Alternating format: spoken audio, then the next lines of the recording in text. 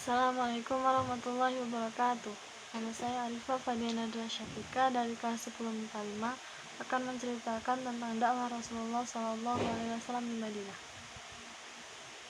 Strategi dakwah Nabi Muhammad SAW di Madinah meletakkan dasar-dasar kehidupan bermasyarakat. Sesampai di Madinah, Rasulullah SAW segera meletakkan dasar-dasar kehidupan bermasyarakat. Dasar-dasar kehidupan bermasyarakat yang dibangun Nabi Muhammad adalah sebagai berikut. Yang pertama, membangun masjid.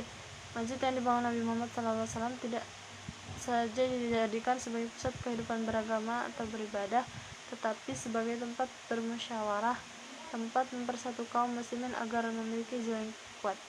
Yang kedua, membangun ukhuwah Islamiyah. Yang ketiga, menjamin persahabatan dengan pihak-pihak lain yang non-muslim. Terbentuknya negara Madinah membuat Islam makin kuat. Pada sisi lain, timbullah kekhawatiran dan kecemasan yang amat tinggi di kalangan Quraisy dan musuh-musuh Islam lainnya.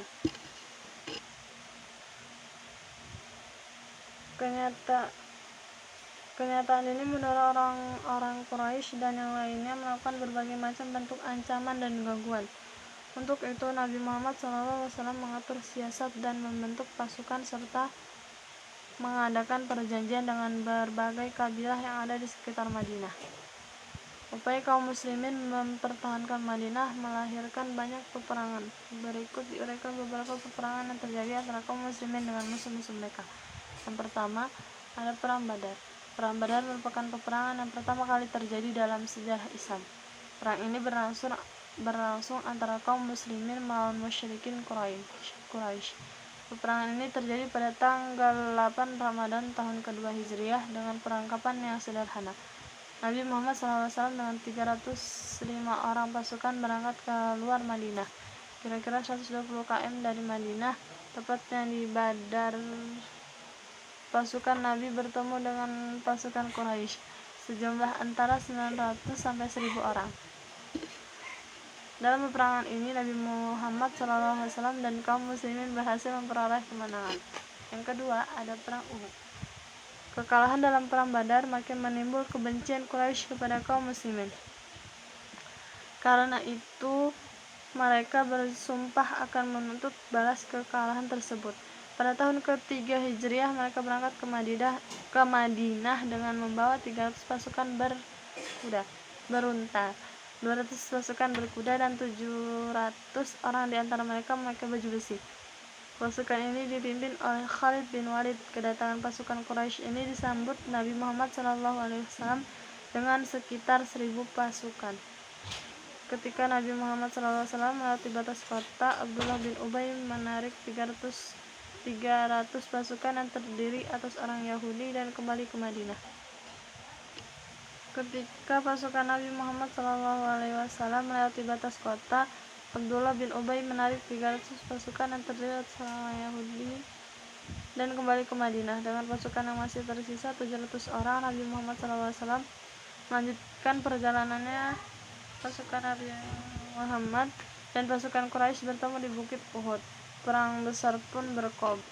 Mula-mula pasukan berkuda Khalid bin Walid gagal menembus dan menaklukkan pasukan pemanah Nabi. Pasukan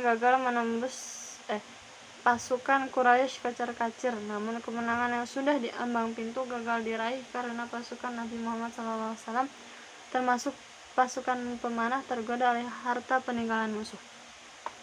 Pasukan Khalid bin Walid berbalik menyerang. Pasukan pemanah dapat dilumpuhkan dan satu persatu pasukan Nabi berguguran di medan pertempuran. Dalam pertempuran ini sekitar 70 orang pasukan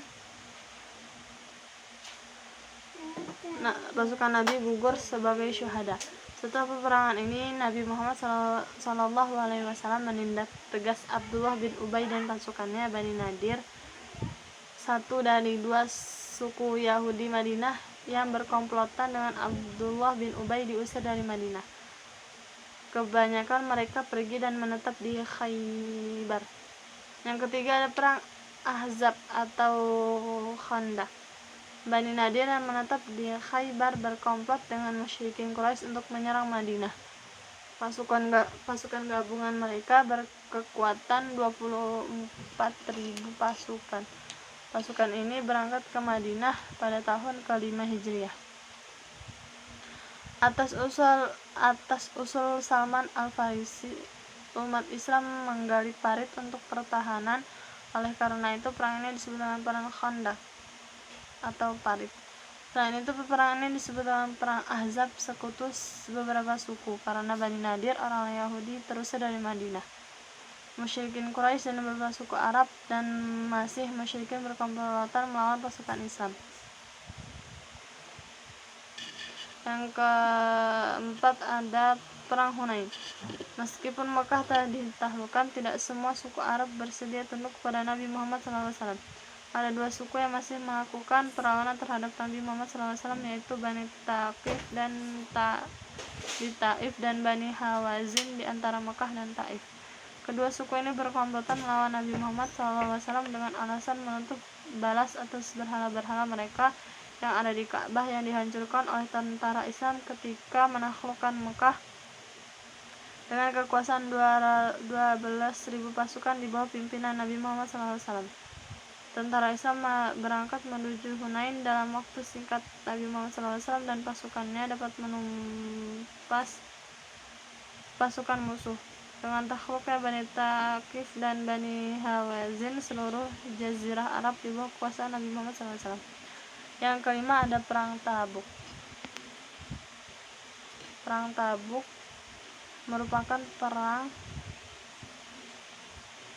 terakhir yang diikuti oleh Nabi Muhammad SAW. Perang ini terjadi karena kecemburuan dari kekhawatiran Heraklius atas keberhasilan Nabi Muhammad SAW, penguasa seluruh jazirah Arab. Untuk itu, Heraklius menyusun kekuatan yang sangat besar di utara jazirah Arab dan Syria yang merupakan daerah takluknya Romawi. Dalam pasukan besar ini, pergabungan Bani Qasim dan Bani Lachmides menghadapi peperangan ini. Banyak sekali kaum muslimin yang mendaftar untuk turut berperang. Oleh karena itu, terhimpunlah pasukan Romawi menjadi cut nyalinya dan kemudian menarik diri kembali ke negerinya.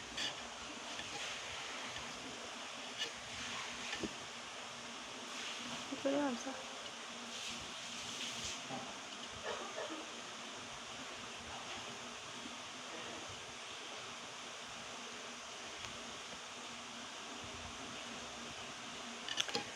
Penaklukan Makkah pada tahun ke-6 Hijriah ketika haji telah disyariatkan. Nabi Muhammad SAW dengan 100 orang kaum muslimin berangkat ke Makkah untuk melaksanakan ibadah haji. Karena itu Nabi Muhammad SAW beserta kaum muslimin berangkat dengan pakaian ihram tanpa senjata. Sebelum sampai Makkah, tempat di Hudaifah, Nabi Muhammad SAW dan kaum muslimin bertahan dan tidak boleh masuk ke Mekah sambil menunggu izin untuk masuk ke Mekah. Nabi SAW dan kaumnya berkemah di sana. Nabi Muhammad SAW dan kaum muslimin tidak mendapat izin masuk Mekah dan akhirnya dibuat perjanjian Hudaibiyah. Perjanjian Hudaibiyah berisi 5 kesepakatan, yaitu 1. Kaum muslimin tidak boleh mengunjungi Ka'bah pada tahun ini dan ditangguhkan sampai tahun depan. Yang kedua, lama kunjungan dibatasi sampai 3 hari saja. Yang ketiga, kaum muslimin wajib mengembalikan orang-orang Mekah yang melarikan diri ke Madinah. Sebaliknya, pihak Quraisy menolak untuk mengembalikan orang-orang Madinah yang kembali ke Mekah. Yang keempat, selama 10 tahun dilakukan kenjatan senjata antara masyarakat Madinah dan Mekah. Yang kelima, tiap kabilah yang ingin masuk ke dalam persekutuan kaum Quraisy atau kaum muslimin bebas melakukannya tanpa mendapat rintangan. Dengan adanya perjanjian ini, harapan untuk mengambil alih Ka'bah dan menguasai Madinah kembali terbuka. Ada 2 faktor yang mendorong Nabi Muhammad SAW untuk menguasai Mekah. Pertama, Mekah adalah pusat keagamaan bangsa Arab. Apabila Mekah dapat dikuasai, penyebaran Islam ke seluruh jazirah Arab akan dapat dilakukan. Kedua, orang-orang Quraisy adalah orang-orang yang mempunyai kekuasaan dan pengaruh sangat besar. Dengan kekuasaannya di Mekah, kemungkinan besar orang-orang Quraisy yang merupakan suku Nabi Muhammad SAW sendiri akan memeluk Islam. Dengan Islamnya orang-orang Quraisy, Islam akan mendapat dukungan yang besar. Setahun kemudian, Nabi Muhammad SAW bersama kaum muslimin melaksanakan ibadah haji sesuai dengan perjanjian. Dalam kesempatan ini banyak penduduk Mekah yang masuk Islam karena melihat kemajuan yang diperoleh oleh penduduk Madinah. 2 tahun perjanjian Hudaybiyah berlangsung. Dakwah Islam telah menjangkau seluruh jazirah Arab dan mendapat tanggapan positif. Prestasi ini menurut orang Quraisy dikarenakan adanya perjanjian Hudaybiyah. Oleh karena itu, secara sepihak mereka membatalkan perjanjian tersebut. Nabi Muhammad SAW